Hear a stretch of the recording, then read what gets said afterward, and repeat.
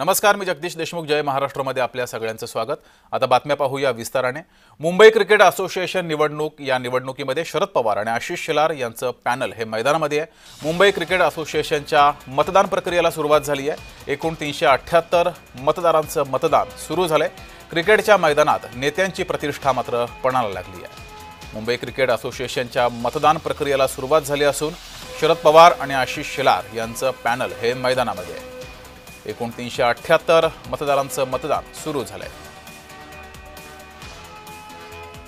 अधिक माहिती घेऊया. आपल्या प्रतिनिधी ज्योत्स्ना गंगणे आपल्या सोबत जोडलेले आहेत. ज्योत्स्ना, एकीकडे अध्यक्षपदाची निवडणूक ही बिनविरोध झालेली आहे, मात्र दुसरीकडे आता बाकी पदांसाठी निवडणुका सुरू आहेत. काय वारं सांगते? वारं कुणाच्या बाजूने आहे?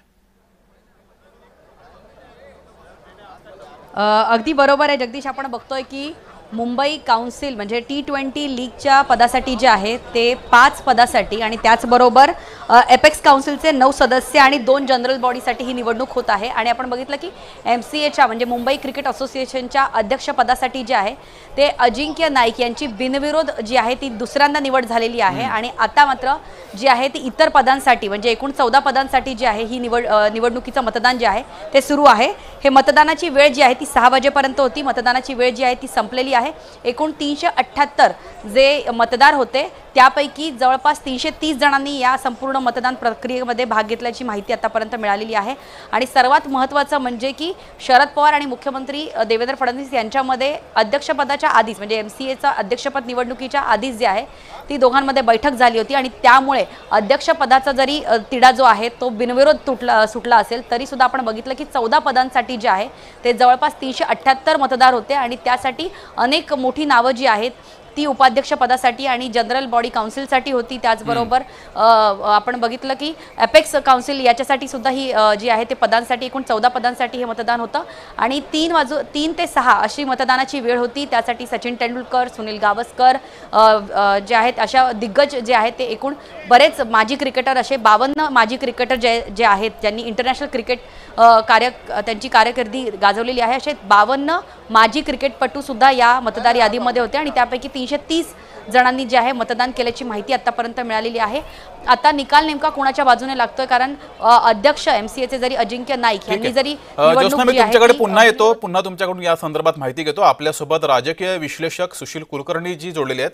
सुशीलजी, या निवडणुकीकडे तुम्ही कसं पाहता? एकीकडे अध्यक्षपदाची निवडणूक बिनविरोध झालेली आहे, दुसरीकडे शरद पवार, देवेंद्र फडणवीस एकत्र आले होते, त्यांचं पॅनल एकत्र आलं होतं, तर आव्हाडांना मतदान करा असं आशिष शेलार यांनी म्हटलंय. कसं पाहता या निवडणुकीकडे?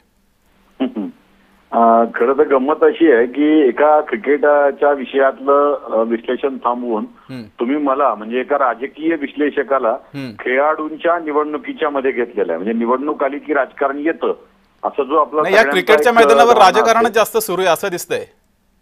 हा, तर म्हणजे एकूणच क्रिकेटचं मैदानच राजकारण्यांनीच गाजवलेलं आहे. ते जितका क्रिकेटर्स गाजवतात तितकं राजकारणी सुद्धा त्या मैदानाला गाजवत असतात. सगळ्यात मोठा फरक असा आहे की मला यातल्या शरद पवारांची आणि शेलारांची जी काही युती झाली ती आजची नाहीये. ती मागच्या निवडणुकीतही शेलार पवार एकत्र करूनच निवडणूक लढले होते आणि त्यांनी त्या क्रिकेटच्या वरती ताबा मिळवलेला होता. भाजपची रणनीती आपण समजू शकतो की क्रिकेटची सत्ता हाती ठेवायची असेल तर सत्तेत असलेल्या किंवा सत्ता देऊ शकणाऱ्या माणसांच्या सोबत जाऊन त्यात चंचू प्रवेश करायचा आणि सत्ता आपल्या हातात घ्यायची, ही भाजपची रणनीती आपण समजू शकतो. मला आश्चर्य वाटतं याच्यामध्ये ते पवारांच्या निर्णयांचं. म्हणजे एकीकडे भाजपच्या सगळ्याच नेत्यांना वोट चोर म्हणून शिव्या घालायच्या, भाजप फोडतं चोरतं अशा शिव्या घालायच्या आणि ते शिव्या घालण्यासाठी म्हणून उद्धव ठाकरेंच्या पाठीमागं भक्कमपणे उभे राहायचं. कुठल्याही स्थितीत भाजपला कुठेच प्रवेश करू द्यायचा नाही ते सांगत राहायचं आणि बरोबर भाजपच्याच मंत्र्यांच्या सोबत शेलारांच्या सोबत क्रिकेटमध्ये युती करून त्या मैदानावर भाजपच्या सोबत सत्ता उपभोगायची. शरद पवारांचं हे गिमिक लक्षात घेतलं पाहिजे. आणि मला वाटतं या सगळ्या निवडणुकीमध्ये भाजप पवारांच्या सोबत कशी गेली या प्रश्नाचं उत्तर भाजप सहजपणे देईल की आम्हाला सत्ता हवी आहे, आम्हाला तिथे जायचं आहे, क्रिकेटच्या व्यवस्थेवरती ताबा मिळवायचा आहे म्हणून भाजप गेली. भाजपकडे सत्तेत विजयाची गणित आहेत म्हणून भाजप गेली हे स्पष्ट आहे. पण ज्या पवारांनी राहुल गांधी आणि उद्धव ठाकरेंच्या सोबत राहून भाजपला शिव्या घातल्या, भाजपला चोर म्हटलं, भाजपला सगळ्या गोष्टींनी त्रास देण्याचा प्रयत्न केला, सत्ता येऊ नये यासाठीचा प्रयत्न केला आणि उद्धव ठाकरेंना अधिकाधिक बोलायला लावलं.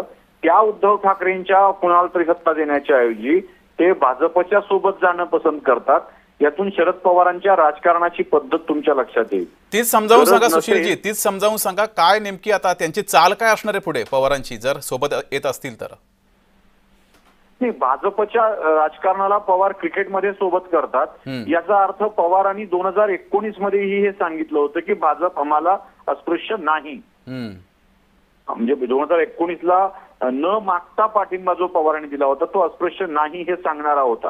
आणि माझं पुन्हा एक म्हणणं आहे की राष्ट्रवादीची जी विभागणी आपण म्हणतो आहेत, आता पुन्हा एकत्र येण्याच्या ज्या चर्चा सुरू आहेत, अगदी रोहित पवार सुद्धा एकत्र जेवण म्हणजे काय, त्यात काय आक्षेप घ्यायचं काय, असे सगळे विषय बोलत आहेत. तेव्हा भाजपनी एक संदेश सगळ्यांना दिलेला आहे की मी भाजप सोबत जाऊ शकतो, माझं एकत्रीकरण येऊ शकतं, हे स्पष्टपणे संदेश आहे. आणि तो भाजपच्या समर्थकांनी, भाजपवाल्यांनी लक्षात घेण्याच्या पेक्षा उद्धव ठाकरेंनी अधिक लक्षात घेणं आवश्यक आहे की आपण त्या मार्गावरती विश्वास ठेवून चाललेलो आहोत जो कधीही निसरडा असू शकतो. जी ठीक आहे, धन्यवाद सुशीलजी. विश्लेषण करायचं. सुशीलजी धन्यवाद दिलेल्या या प्रतिक्रियेबद्दल. आपल्या प्रतिनिधी ज्योत्स्ना सुद्धा आपल्यासोबत जोडल्या होत्या, त्यांनाही धन्यवाद.